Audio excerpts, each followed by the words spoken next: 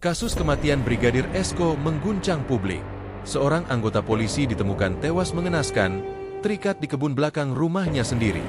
Namun yang lebih mengejutkan, pelaku bukan orang asing. Istrinya, Bribtu Rizka, dan keluarga dekatnya diduga terlibat langsung dalam pembunuhan itu. Satu persatu fakta terkuak, membuka sisi kelam dari kisah rumah tangga yang penuh rahasia. Inilah deret fakta kasus kematian Brigadir Esko. Kisah nyata yang mengguncang institusi kepolisian dan menggugah nurani seluruh Indonesia. Selamat datang dan kembali lagi di channel Bicara Saja. Mari lanjut ceritanya. Pagi itu, 24 Agustus 2024, Dusun Montong Ar, Kecamatan Kuripan, Lombok Barat, seperti biasa diselimuti kabut tipis. Suara ayam jantan terdengar bersahut-sahutan dari kejauhan. Warga mulai beraktivitas di ladang, sebagian lainnya menyiapkan dagangan di pinggir jalan raya kecil yang membelah perkampungan. Tidak ada yang menyangka, pagi yang tampak biasa itu akan menjadi awal dari kasus pembunuhan yang mengguncang institusi kepolisian di Lombok. Sekitar pukul 6.30 WITA, seorang warga bernama Pak Amran, petani yang setiap pagi lewat di belakang rumah pasangan polisi Brigadir Esko Fascarelli dan Bribtu Rizka Sintiani, mencium bau menyengat dari arah kebun kecil di belakang rumah tersebut. Awalnya ia mengira itu bangkai hewan. Namun ketika ia mendekat, matanya membelalak. Di bawah pohon pisang, tubuh seorang pria tergeletak dalam posisi tengkurap. Tangan dan kaki terikat tali plastik, lehernya dililit tali jemuran yang sudah mengeras karena darah kering. Tubuh itu sebagian tertutup daun pisang, seolah ada yang berusaha menyembunyikannya dengan tergesa. Amran langsung berlari ke rumah kepala dusun. Dalam hitungan menit, warga berdatangan. Beberapa mengenali wajah korban meski sudah pucat membiru. Itu, Esko, suaminya Bu Rizka, seru seorang ibu. Kerumunan makin ramai, hingga akhirnya aparat Polsek Kuripan datang dan segera mengamankan lokasi. Ketika tim Inafis dari Polres Lombok Barat tiba, suasana di lokasi sudah tegang. Garis polisi dipasang mengelilingi kebun belakang rumah itu. Polisi memeriksa setiap detail, bekas kaki, jejak seretan, bahkan bercak tanah yang berbeda warna. Dari hasil awal, terlihat jelas bahwa jasad tersebut bukan hasil pembunuhan spontan, melainkan upaya yang terencana. Brigadir Esko ditemukan masih mengenakan celana dinas, tapi tanpa sabuk dan sepatu. Di sakunya, hanya ada kunci rumah dan dompet berisi KTP serta kartu anggota Polri. Tidak ditemukan tanda-tanda perampokan. Barang berharga seperti jam tangan dan cincin masih melekat. Namun, yang membuat penyidik curiga adalah lokasi penemuan jasad. Kebun itu terletak persis di belakang rumah korban sendiri, dipisahkan hanya oleh pagar bambu yang sebagian sudah rusak. Bekas seretan dari arah dapur rumah menuju kebun terlihat jelas. Ketika Bribtu Rizka tiba di lokasi, ekspresinya dingin. Ia datang mengenakan jaket panjang dan masker, mengaku baru tahu suaminya meninggal setelah mendengar keributan warga. Polisi mencatat reaksinya, tidak ada teriakan histeris, tidak ada tangisan. Hanya pandangan kosong. Seorang tetangga, Bu Yanti, sempat berbisik pada petugas, "Tadi malam saya dengar mereka bertengkar, tapi saya kira cuma cekcok biasa." Awal kecurigaan. Penyidik dari Satreskrim Polres Lombok Barat, AKP lalu Eka Arya Mardiwinata, langsung memimpin penyelidikan di tempat kejadian perkara, TKP. Dari hasil olah TKP, ditemukan sejumlah bukti penting. Ada bekas darah di lantai dapur yang sudah dicuci, namun masih bisa terdeteksi dengan uji luminol. Di bawah meja makan, juga ditemukan satu potongan kuku dan rambut yang tidak sesuai dengan DNA korban. Ini bukan pembunuhan di luar rumah. Ini terjadi di dalam rumah korban sendiri, ujar AKP lalu Eka kepada timnya pagi itu. Polisi kemudian menyisir seluruh ruangan.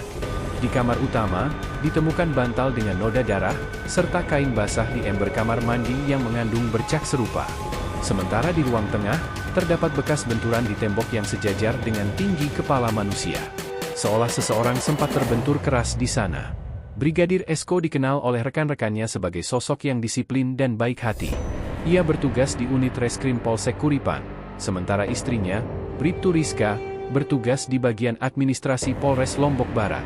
Keduanya menikah 3 tahun lalu dan dikaruniai seorang anak perempuan berusia 2 tahun. Kehidupan mereka terlihat harmonis di luar, namun tetangga mengatakan, sejak 2 bulan terakhir, keributan sering terdengar dari rumah mereka. Malam sebelum pembunuhan, Hasil penyelidikan menunjukkan bahwa malam sebelum penemuan jasad, sekitar pukul 22 WITA, beberapa warga mendengar suara piring pecah dari rumah Esko. Lalu terdengar suara laki-laki berteriak, diikuti tangisan seorang perempuan. Sekitar pukul 23.30, suara motor terdengar meninggalkan rumah itu, tapi tidak jelas siapa pengendaranya. CCTV di ujung gang mencatat ada mobil berwarna abu-abu berhenti di depan rumah korban sekitar pukul 22.45, lalu pergi sekitar 1 jam kemudian. Belakangan diketahui, mobil itu milik paman Rizka, pria berinisial S, yang rumahnya hanya berjarak 2 km dari lokasi kejadian. Fakta ini langsung menarik perhatian penyidik. Mengapa pamannya datang larut malam ketika rumah pasangan itu sedang bertengkar? Kesaksian awal yang janggal. Ketika dimintai keterangan pertama kali, Bribtu Rizka berkata dengan tenang, "Suami saya pergi keluar rumah setelah kami sempat ribut kecil, Pak. Saya kira dia ke rumah teman. Saya juga tidak tahu kenapa bisa ditemukan di belakang rumah." Namun penyidik menemukan kejanggalan. Semua pintu rumah dikunci dari dalam saat polisi datang pagi harinya. Tidak ada tanda pembobolan sama sekali. Artinya, orang yang terakhir bersama korban pasti seseorang yang punya akses ke rumah itu. Sementara hasil autopsi awal di RS Bayangkara Mataram menunjukkan, korban meninggal akibat benturan keras di kepala bagian belakang dan tanda jerat di leher, bukan karena luka tusukan atau tembakan. Luka-luka di tubuhnya menunjukkan perlawanan hebat, tapi pelaku lebih dari 1 orang. Kalau ini kerjaan orang luar, pasti ada jejak paksa masuk. Tapi tidak ada. Semua kunci utuh. Kami curiga ini dilakukan oleh orang dalam, ujar AKP Lalu Eka dalam laporan awalnya. Jejak yang mulai terungkap. Di halaman belakang, tim forensik menemukan bekas seretan menuju lubang tempat jasad Esko ditemukan. Panjangnya sekitar 7 meter. Dari analisis tanah, bekas itu dibuat setelah hujan reda malam sebelumnya, menandakan bahwa tubuh diseret sekitar pukul 1 dini hari. Menariknya, di sekitar lokasi, ditemukan sandal wanita ukuran kecil dan tali plastik berwarna putih yang sama dengan tali pengikat tubuh korban. Saat diperlihatkan kepada Rizka, ia hanya menunduk, tidak menjawab. Penyidik semakin yakin bahwa pembunuhan itu terjadi di dalam rumah, dan pelakunya mencoba menciptakan skenario agar tampak seperti korban kekerasan dari orang lain. Namun sayangnya, semua petunjuk justru menunjuk ke arah yang sama, ke arah keluarga korban sendiri. Kabar beredar di kalangan polisi. Berita kematian Brigadir Esko langsung menyebar di lingkungan kepolisian. Banyak rekan kerja tidak percaya bahwa rekan setenang Esko bisa mati dengan cara begitu keji, terlebih di rumahnya sendiri. Dia anaknya santai, gak pernah cari masalah, kata salah satu rekan kerja yang menolak disebut namanya. Tapi memang akhir-akhir ini, Esko sering curhat tentang Rizka. Katanya istrinya makin sensitif, gampang marah. Desas-desus menyebutkan bahwa hubungan rumah tangga Esko dan Rizka memang sudah lama tidak harmonis. Ada isu soal orang ketiga, namun belum jelas siapa. Beberapa menyebut Esko dekat dengan rekan satu divisinya, sementara versi lain mengatakan Rizka punya hubungan khusus dengan seorang pria dari luar kesatuannya. Di tengah simpang siur itulah, penyidik mencoba merangkai potongan puzzle. Setiap jam yang berlalu, kecurigaan terhadap Rizka semakin kuat. 3 hari setelah penemuan jasad Brigadir Esko Fascarelli, suasana di Polres Lombok Barat terasa berat. Ruang penyidik utama masih dipenuhi foto-foto TKP dan diagram kronologi. Di tengah ruangan, AKP Lalu Eka Arya Mardiwinata berdiri menatap papan bukti. Di sana tergantung hasil autopsi terbaru dari RS Bayangkara Mataram. Penyebab kematian adalah pukulan benda tumpul di bagian belakang kepala disertai jeratan tali di leher. Luka-luka di tangan dan lengan menunjukkan korban sempat melawan, tapi kalah jumlah. Bagi Lalu Eka, satu hal kini pasti, ini bukan kecelakaan atau tindak kekerasan acak, melainkan pembunuhan yang direncanakan oleh seseorang yang mengenal korban dengan baik. Dan dari semua orang di sekeliling Esko, hanya satu yang memiliki akses penuh ke rumah, mengenal kebiasaan korban, dan punya motif kuat, istrinya sendiri, Bribtu Rizka Sintiani.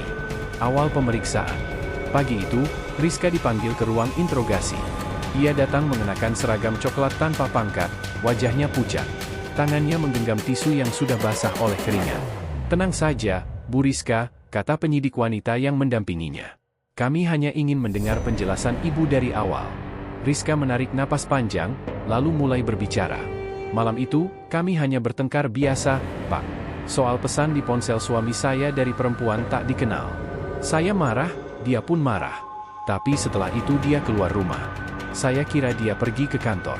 Saya tidak tahu kalau dia dibunuh. Namun AKP lalu Eka menatapnya lekat-lekat. Ibu yakin suami ibu keluar rumah malam itu? Tanyanya pelan. Rizka mengangguk. Tapi lalu Eka meletakkan berkas hasil forensik di atas meja.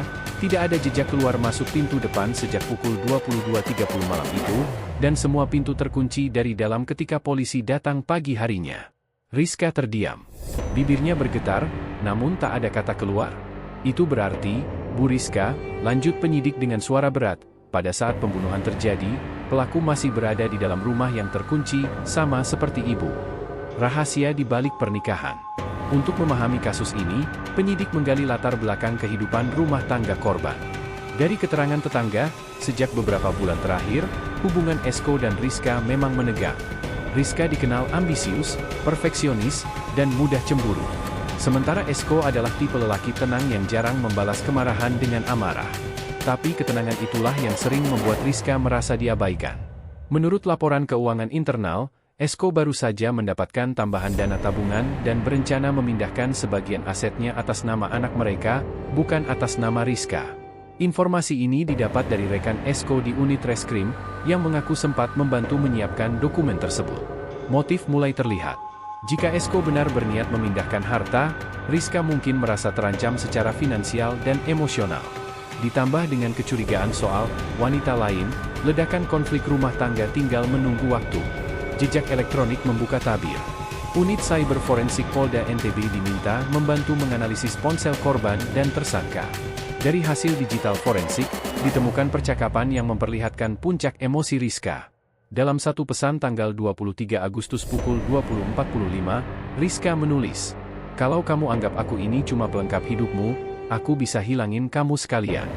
Pesan itu dikirim beberapa jam sebelum korban diperkirakan meninggal. Selain itu, ponsel Rizka juga menunjukkan panggilan masuk dari nomor pamannya, S, sekitar pukul 21.12, lalu pukul 22.40, selang setengah jam sebelum waktu kematian Esko. Data panggilan ini menjadi sangat penting. Polisi menduga, malam itu Rizka menghubungi pamannya untuk datang ke rumah. Tujuannya belum jelas, tapi jejak mobil S yang terekam CCTV memperkuat dugaan bahwa ia berada di lokasi kejadian. Kisah cemburu yang berujung fatal. Dari keterangan rekan kerja Esko bernama Brigadir Bayu, diketahui bahwa hubungan suami istri itu sempat memburuk sejak Esko membantu rekan perempuannya mengurus perkara tilang. Bu Rizka sempat datang ke kantor dan marah di depan orang banyak. Katanya, suaminya selingkuh, ujar Bayu. Padahal, dari hasil penyelidikan internal, tidak ada bukti hubungan asmara antara Esko dan siapapun. Cemburu Rizka hanya berdasar asumsi dan pesan singkat yang salah tafsir. Tapi malam itu, amarahnya tampak memuncak. Dalam pengakuan awal, Rizka menyebut, setelah pertengkaran, Esko keluar lewat pintu belakang. Namun polisi menemukan fakta berbeda, bekas seretan dari ruang tengah menuju kebun belakang, serta bercak darah di bawah meja makan. Semua mengindikasikan Esko tidak pernah sempat keluar rumah dalam keadaan hidup. Interogasi yang mengubah segalanya. Tanggal 27 Agustus, Bribtu Rizka kembali diperiksa. Kali ini, pendampingan psikolog juga dihadirkan, karena penyidik melihat tekanan mentalnya mulai tinggi. Namun di tengah pemeriksaan, ia justru melontarkan kalimat yang membuat penyidik terkejut.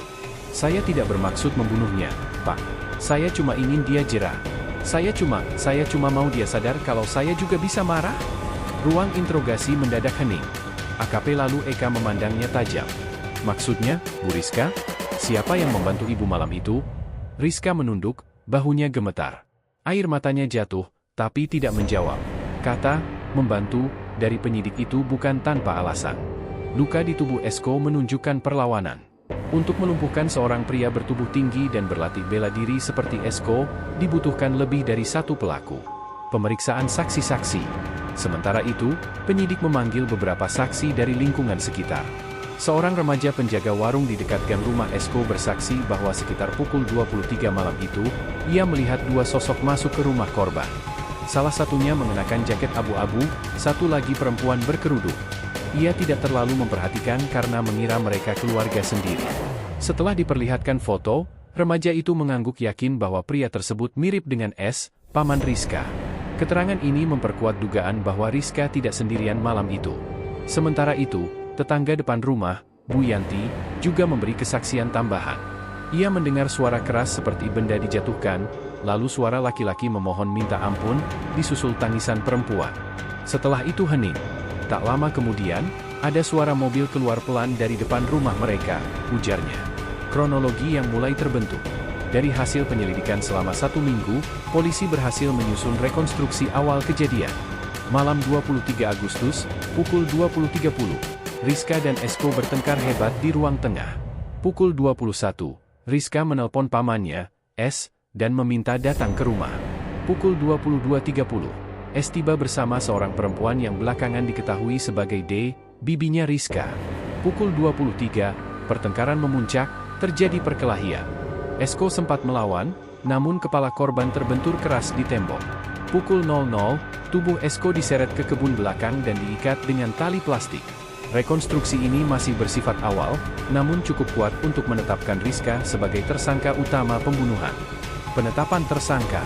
Tanggal 28 Agustus 2024, Polres Lombok Barat menggelar konferensi pers.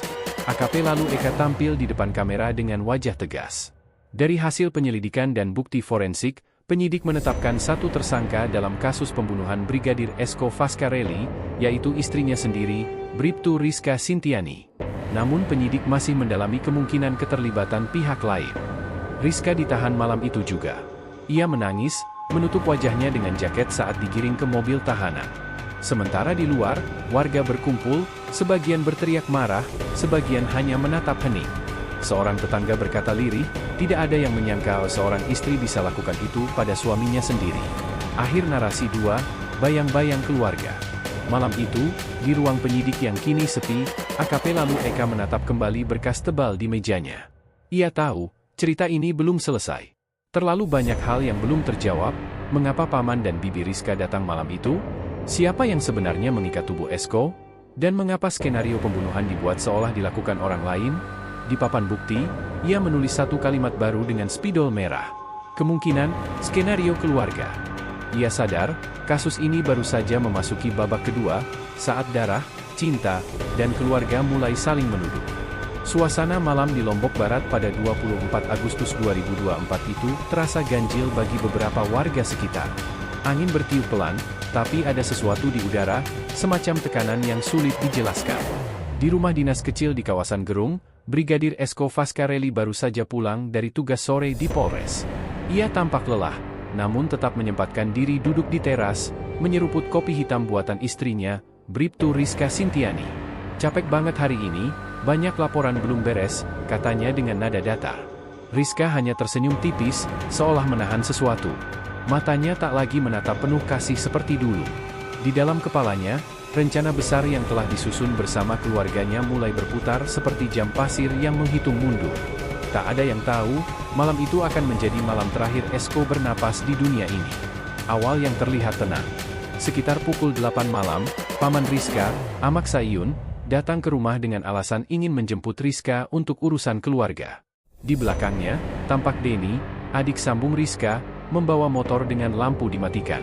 Mereka tak masuk terlalu lama, hanya berbincang di ruang tamu, lalu Rizka keluar sebentar ke dapur. "Mas, aku ke rumah bibi sebentar ya, katanya ada masalah keluarga," ucap Rizka lembut. Esko mengangguk pelan. "Iya, jangan lama-lama. Aku mau tidur habis ini." Namun begitu Rizka melangkah keluar rumah, senyumnya memudar. Ia tak pergi sendirian malam itu. Di tikungan kecil menuju kebun belakang rumah, Amak Sayun dan Denny sudah menunggu, ditemani Bibi Ningsih dan 1 orang lagi, lalu Edi, teman lama Rizka yang pernah menjadi rekan di tempat kerja sebelumnya. "Semua sudah siap?" tanya Sayun dengan suara rendah. Rizka hanya mengangguk pelan.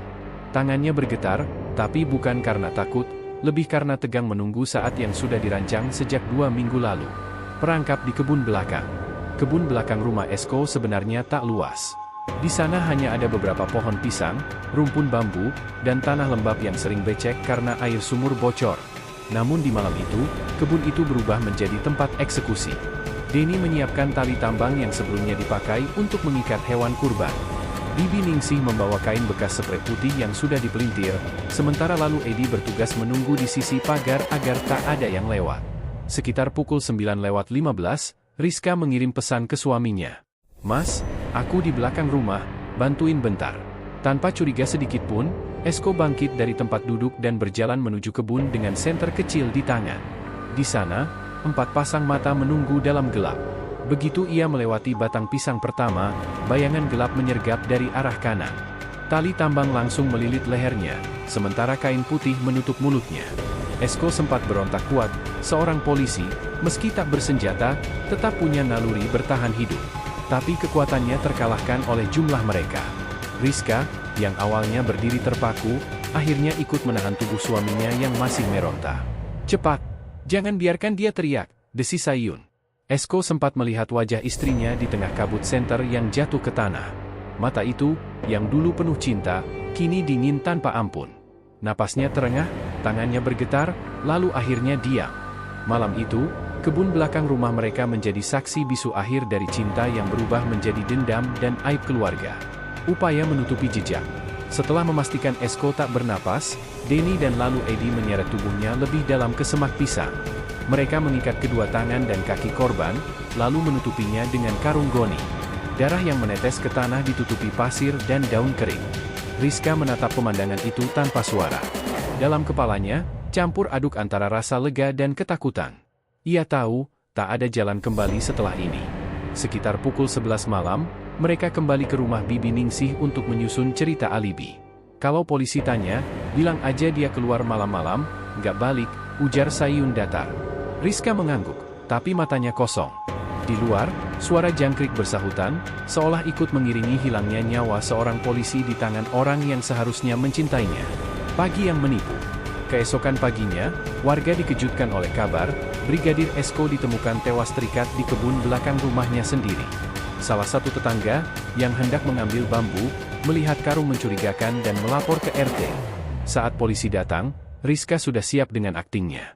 Ia menangis histeris di depan media lokal, memeluk tubuh suaminya yang kaku, berulang kali mengatakan, "Siapa yang tega melakukan ini ke suamiku?" Namun di balik air mata itu, hatinya berdebar bukan karena kehilangan, tapi karena ketakutan akan kebohongan yang bisa terbongkar kapan saja. Penyelidikan awal. Kasus ini awalnya dianggap pembunuhan oleh orang tak dikenal. Tapi AKP lalu Eka Arya Mardiwinata, penyidik Polres Lombok Barat, merasa ada yang janggal. Tak ada tanda perampokan, tak ada barang yang hilang, dan lokasi kejadian terlalu dekat dengan rumah korban. Lalu Eka mulai memeriksa pola komunikasi ponsel Esko dan Rizka. Dari sana, terungkap pesan terakhir dari Rizka beberapa menit sebelum Esko hilang.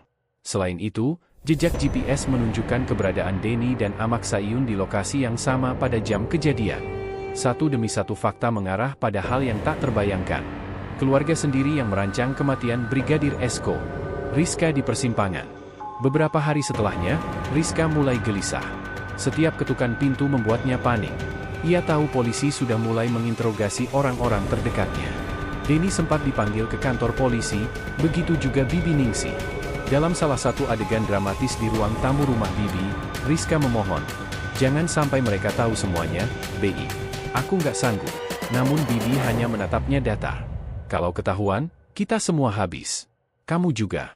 Rizka menangis, tapi tangis itu bukan lagi penyesalan, melainkan ketakutan akan kehancuran yang datang dari rencananya sendiri. Bayangan di tengah malam. Malam-malam berikutnya, Rizka sering terbangun. Ia merasa mendengar suara langkah sepatu Esko di teras, suara jangkrik yang berubah jadi bisikan namanya. "Rizka, kenapa kamu lakukan ini?" Ia menutup telinganya, menjerit dalam sepi. Dalam pikirannya, wajah Esko selalu muncul, menatapnya dengan tatapan kecewa. Polisi semakin gencar menggali fakta. Dan ketika akhirnya sebuah sidik jari asing ditemukan di pegangan karung tempat tubuh Esko disembunyikan, segalanya mulai runtuh. Jejak itu milik Denny. Satu persatu anggota keluarga dipanggil. Dan dari sanalah rantai kebohongan mulai terurai. Matahari pagi menembus sela-sela pepohonan di halaman Polres Lombok Barat. Di ruang penyidikan yang sunyi, AKP lalu Eka Arya Mardiwinata menatap layar laptop dengan wajah tegang. Di depannya, berkas hasil forensik baru saja tiba dari Laboratorium Forensik Denpasar. Ada satu detail kecil yang selama ini membuatnya gelisah, sidik jari di karung goni tempat tubuh Brigadir Esko ditemukan. "Ini dia," gumamnya pelan. Begitu hasil itu muncul di layar, napasnya tercekat. Nama yang tertera membuat darahnya berdesir. Denny Saputra, adik sambung Bribtu Rizka Sintiani. Lalu Eka langsung berdiri, mengetuk pintu kaca ruang penyidik. Kita panggil Denny hari ini juga, katanya tegas. Dan jangan lupa, periksa ulang semua alibi keluarga Rizka. Ada yang mereka sembunyikan. Rantai kebohongan mulai retak. Sementara itu, di rumah keluarga Bibi Ningsih, suasana berubah dingin. Sejak beberapa hari terakhir, polisi mulai mondar-mandir ke rumah mereka. Denny terlihat gelisah, mondar-mandir di teras sambil menyalakan rokok satu demi satu. Aku bilang aja kalau malam itu aku di rumah Amak, ujarnya kepada Bibi dan pamannya. Namun Amak Sayun menatapnya tajam. Bodoh, polisi sudah tahu kamu di kebun belakang malam itu.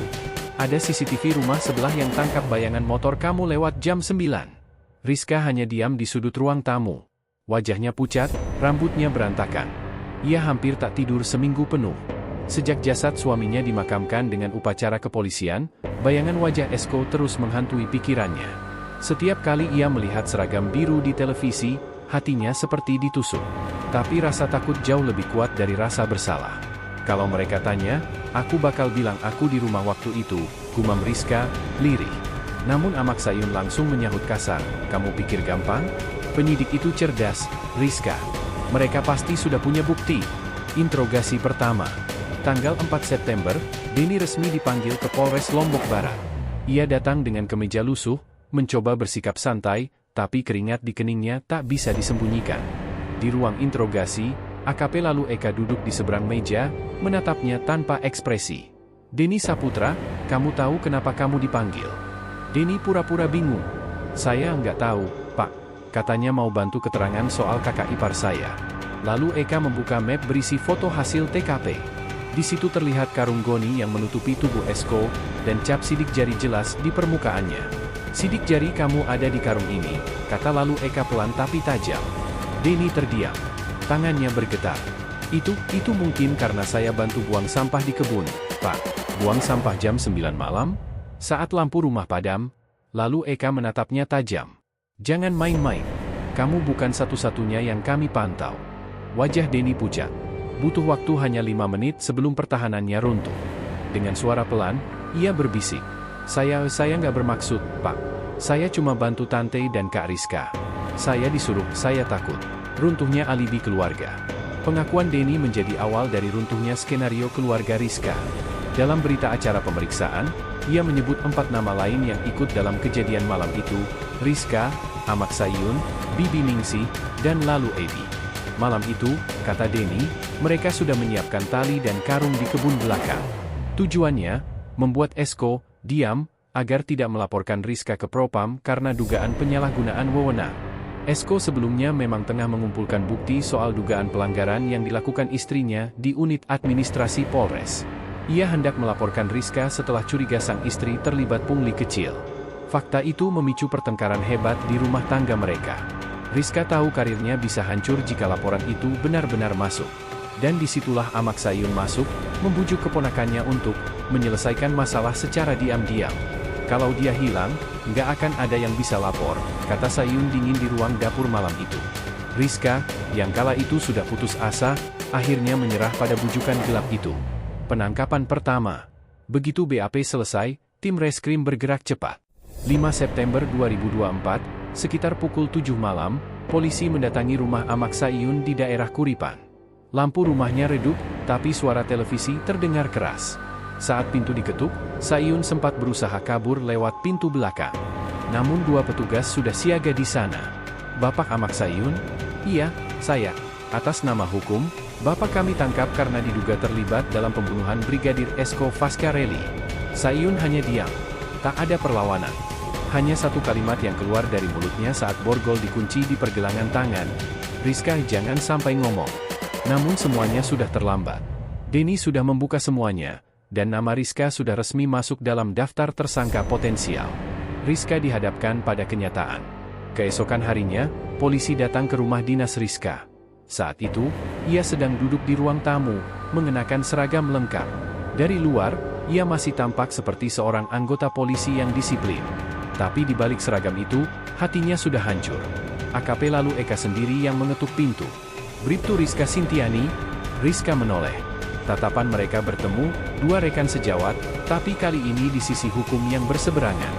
Iya, Pak Eka, kami ingin kamu ikut ke kantor untuk klarifikasi beberapa hal. Rizka mencoba tetap tenang, namun matanya tak bisa menipu. Ketika dibawa ke ruang pemeriksaan, air matanya mulai mengalir pelan. Ia tahu, permainan sudah selesai. Pengakuan yang mengguncang. Butuh waktu 4 jam bagi Rizka untuk akhirnya bicara. Dalam ruang interogasi yang dingin, di bawah lampu neon yang menusuk mata, ia menatap foto suaminya di meja. "Aku nggak mau dia mati," ucapnya lirih. "Aku cuma mau dia diam." Tapi malam itu, semua keluar kendali. Ia bercerita bagaimana perdebatan dengan Esko memanas selama beberapa minggu terakhir. Esko mengancam akan membawa kasusnya ke atasan. Rizka mencoba menahan, tapi semakin hari tekanan makin besar. Hingga akhirnya, Ahmad Sayun datang membawa ide gila itu. "Mereka bilang cuma mau menakut-nakuti," lanjutnya. "Tapi saat aku lihat tali di lehernya, aku panik. Aku nggak bisa hentikan mereka." Suara Rizka pecah. Tapi bagi polisi, tangis itu tak lagi berarti. Fakta tetaplah fakta. Ia bukan hanya mengetahui, tapi juga ikut memancing korban keluar rumah malam itu, dan itu cukup untuk menjeratnya. Keluarga yang tercerai-berai. Dalam waktu seminggu, polisi menetapkan 5 tersangka, Bribtu Rizka Sintiani, Ahmad Sayun, Bibi Ningsih, Denny Saputra, dan Lalu Edi. Semua ditahan di sel terpisah di Polres Lombok Barat. Media nasional langsung ramai memberitakan kasus itu. Polisi dibunuh oleh istri dan keluarganya sendiri, menjadi headline di mana-mana. Di masyarakat, simpati tertuju pada almarhum Esko. Banyak rekan sejawat datang ke makamnya di pemakaman Kediri, Lombok Barat, menaruh bunga dan membacakan doa. Sementara itu, Rizka di dalam tahanan hanya duduk diam. Di tangannya, ia menggenggam foto pernikahan mereka, senyum 2 insan berseragam yang dulu disatukan sumpah setia di bawah bendera merah putih. Kini, foto itu lusuh dan sobek di bagian tengah. AKP Lalu Eka, ini bukan kasus biasa. Dalam konferensi pers di Polres, Lalu Eka berdiri di depan wartawan. Kasus ini menunjukkan betapa rumitnya kejahatan ketika dilakukan oleh orang-orang terdekat korban, ujarnya tegas. Motif utama kami simpulkan berasal dari konflik rumah tangga yang melibatkan karir dan rasa malu. Wartawan menyorot mikrofon ke arah depan. Apakah Bribtu Rizka akan dipecat dari kepolisian? Lalu Eka menghela napas. Proses etik sedang berjalan. Tapi untuk pidana, dia sudah resmi tersangka. Di luar kantor polisi, hujan mulai turun perlahan. Seolah langit pun ikut berduka atas kisah cinta yang berakhir di jeruji besi dan tanah kubur. Hujan turun sejak pagi, membasahi tembok pusam rutan Polres Lombok Barat. Di dalam sebuah sel sempit berukuran 3 x 4 meter, Bribtu Rizka Sintiani duduk bersandar di dinding. Seragam oranye tahanan melekat di tubuhnya, menggantikan kebanggaan lamanya sebagai polisi wanita. Rambutnya kini pendek, dipotong sendiri menggunakan gunting kecil beberapa minggu lalu. Tatapan matanya kosong, namun dalam hati, masih berputar kenangan tentang suaminya, Brigadir Esko Fascarelli. Di luar sel, langkah-langkah petugas bergema. Suara rantai pintu terdengar berderit pelan. Seorang penyidik masuk, membawa buku catatan dan kamera kecil. Ia memperkenalkan diri dengan sopan. "Rizka, hari ini kami akan mengambil pernyataan tambahan. Tidak lama, hanya tentang kronologi terakhir malam kejadian," katanya lembut. Rizka mengangguk pelan. Suaranya nyaris tak terdengar. "Baik, Pak. Saya siap." Hari-hari di balik dinding besi. Sudah lebih dari sebulan sejak polisi menetapkannya sebagai tersangka. Setiap hari, Rizka hidup dalam rutinitas yang sama. Bangun pukul 5, makan seadanya, berdoa sendiri, lalu menatap kosong ke jendela berjeruji. Terkadang, ia mendengar tahanan lain berbicara tentangnya. "Itu kan polisi yang bunuh suaminya sendiri? Cantik, tapi tega banget." Kalimat-kalimat itu menancap di kepalanya, seperti pisau yang berputar pelan. Ia ingin marah, tapi sudah tak punya tenaga. Semua emosi yang dulu menguasainya telah habis. Yang tersisa hanya rasa sesal dan bayangan malam kelam itu yang terus memutar dalam benak. Di sudut sel, ada sebuah foto yang diselundupkan oleh salah satu sipir wanita. Foto itu adalah potret pernikahannya dengan Esko, keduanya tersenyum dalam balutan seragam polisi, tangan saling menggenggam erat. Setiap malam, Rizka menatap foto itu lama-lama, hingga air matanya menetes tanpa bisa ia tahan. Kunjungan yang tak pernah datang. Rizka berharap suatu hari keluarganya datang menjenguk. Tapi hari-hari berlalu tanpa satu pun kabar. Ahmad Sayun, Bibi Ningsih, dan Denny, semuanya juga ditahan, di sel terpisah. Polisi sengaja memisahkan mereka agar tidak saling berkomunikasi. Yang pernah datang hanya satu orang, AKP Lalu Eka Arya Mardiwinata. Kedatangannya bukan sebagai penyidik yang menginterogasi, melainkan sebagai sesama anggota yang pernah mengenal Esko dan Rizka semasa kerja. Saat pertama kali bertemu, Rizka menunduk dalam diam. Lalu Eka menatapnya lama, lalu berkata pelan, "Kalau waktu bisa diulang, kamu akan tetap lakukan itu." Rizka menggeleng. "Tidak, Pak.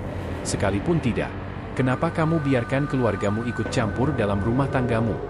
Rizka terdiam, menatap lantai dingin. "Saya pikir mereka membantu, tapi ternyata mereka menjerumuskan saya ke neraka." Kilas balik yang menyiksa. Malam demi malam, Rizka terus memutar kembali adegan di pikirannya. Ia teringat saat Esko terakhir memeluknya di ruang tamu seminggu sebelum kematian itu. "Apapun yang terjadi, aku tetap suamimu, Rizka.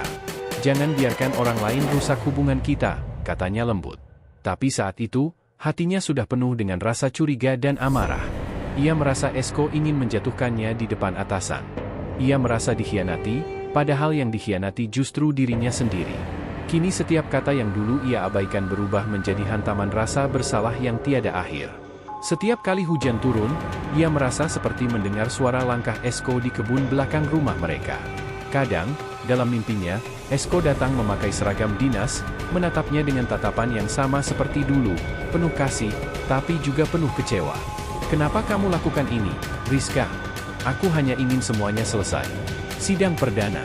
Tanggal 3 Oktober 2024, Pengadilan Negeri Mataram menggelar sidang perdana kasus pembunuhan Brigadir Esko Fascarelli. Di ruang sidang yang penuh wartawan, Rizka duduk di kursi terdakwa.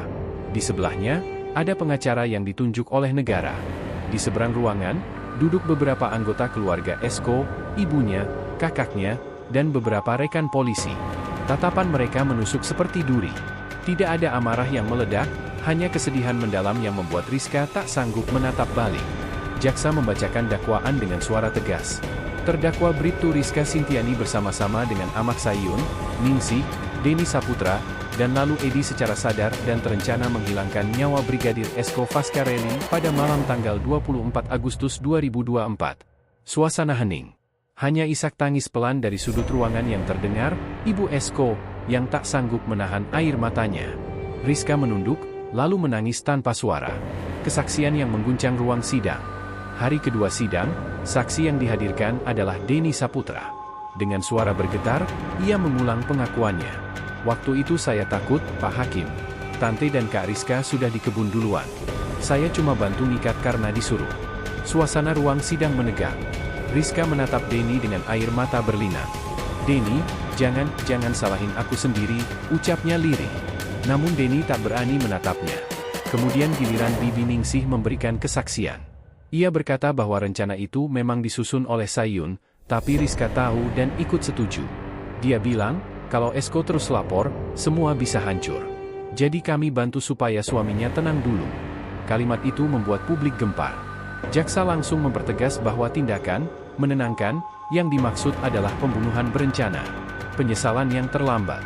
Setelah beberapa minggu sidang, Rizka akhirnya berbicara di hadapan hakim. Suaranya serak, wajahnya pucat. "Saya menyesal, Yang Mulia, saya menyesal sampai mati. Saya nggak bermaksud membunuh suami saya. Saya cuma takut kehilangan karir saya, takut dipermalukan. Tapi ternyata, saya kehilangan segalanya." Tangisnya pecah di ruang sidang. Beberapa orang di bangku belakang menunduk, tak tega melihatnya. Tapi bagi sebagian besar yang hadir, keadilan tetap harus ditegakkan. Di luar ruang sidang, hujan kembali turun. Wartawan berkerumun, menyorot kamera ke arah Rizka saat digiring keluar dengan tangan terborgol. Lampu kamera berkilat-kilat, tapi wajah Rizka justru terlihat semakin gelap, seolah seluruh cahaya telah padam dari hidupnya. Vonis yang mengakhiri segalanya. Tanggal 21 Oktober 2024, Hakim membacakan putusan. Menjatuhkan pidana kepada terdakwa Bribtu Rizka Sintiani dengan hukuman penjara selama 20 tahun, serta pemecatan tidak hormat dari Kepolisian Negara Republik Indonesia. Suara palu sidang terdengar keras, menggema di ruangan. Rizka menunduk. Air matanya jatuh di lantai dingin, membentuk genangan kecil. Di belakang, Ibu Esko menutup wajahnya dengan kerudung, menangis pelan. Lalu Eka, yang hadir di kursi pengamat, hanya bisa menatap dengan perasaan campur aduk. Ia tahu, kebenaran akhirnya terungkap, tapi kemenangan hukum tak pernah membawa rasa lega, hanya meninggalkan luka yang tak bisa disembuhkan.